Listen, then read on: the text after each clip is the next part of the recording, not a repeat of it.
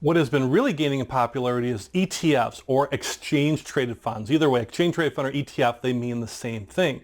And the reason they're popular is they're similar to mutual funds. They're very similar, of course, to an index mutual fund, but they've got some aspects of individual stocks in it as well, too. It's kind of this weird hybrid thing that can give you some different types of advantages and disadvantages around it as well, too. So let's talk about exchange-traded funds and kind of how they work.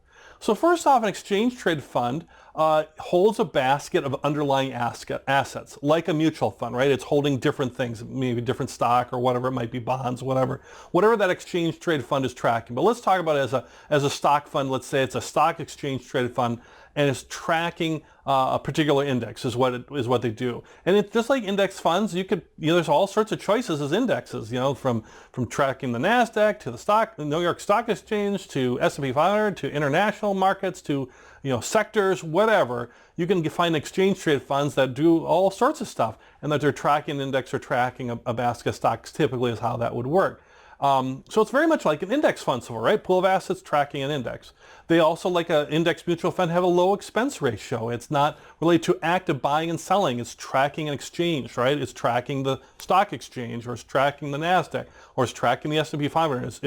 It's tracking something from an index aspect. But where the exchange part really comes in is it's traded on an exchange, like a stock, really. So this is where it's that hybrid of mutual fund and individual stock. If you buy a mutual fund, you buy it, maybe from your employer. If you've got a government-sponsored program in the United States, it'd be a 401k. You could buy it from your employer through that, or you buy mutual funds through a broker or a financial planner, or you can go right directly to company websites like Fidelity or Vanguard or T. Rowe Price or whoever, and go and buy mutual funds right directly from them. But you're buying it from some of these mutual funds that are outside the actual stock exchanges or markets. Because then what the mutual fund does, they go on the exchange and they buy the individual stocks that make up their index fund or make up their actively managed fund. Exchange traded funds track the index, but they're actually traded like a stock on a stock market exchange.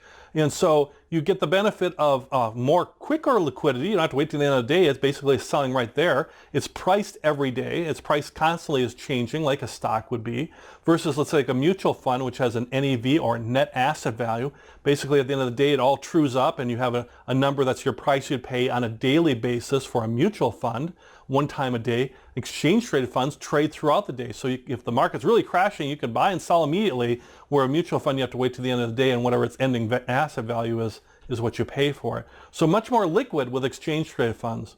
You pay a commission to a broker or whoever's, a transaction fee for buying and selling exchange traded funds, just like a stock. As part of that low cost in there too. And you can buy one share. There's no real minimums like you have with like mutual funds. One of the challenges of mutual funds is they might take thousands of dollars in many cases to invest in them. Some might have like a limit of $3,000 for some index funds. For example, some of the Vanguard funds, they typically start $3,000, or I know in Vanguard they have Admiral class, which is lower expenses even, but you got to have $10,000 to invest in it. Well, not everybody has $10,000 to invest, but they'd like to invest. An exchange traded fund will give you all those benefits of index mutual funds by buying one share at a time. So if you want to buy 30 shares of exchange traded fund, you could do that without having to come up with maybe thousands of dollars to buy a mutual fund. So exchange traded funds, for all those reasons, have been really growing in popularity as a way of building out your total portfolio. Remember, your stock portion of your portfolio is part of an overall portfolio that might have bonds and cash and other things in it. And then within that, you could have things like individual stocks, active mutual funds, index mutual funds, and now exchange traded funds as well too. And you can build your overall portfolio that meets your needs and really helps you get to your goals. But exchange traded funds, kind of that hybrid where it's like a stock, buy and sell, very liquid, you can buy at smaller quantities, but low cost as well too, and get you a wide variety of diversification as far as the holdings within the exchange traded fund. And they track their index just like an index fund would be. So exchange traded funds, check them out.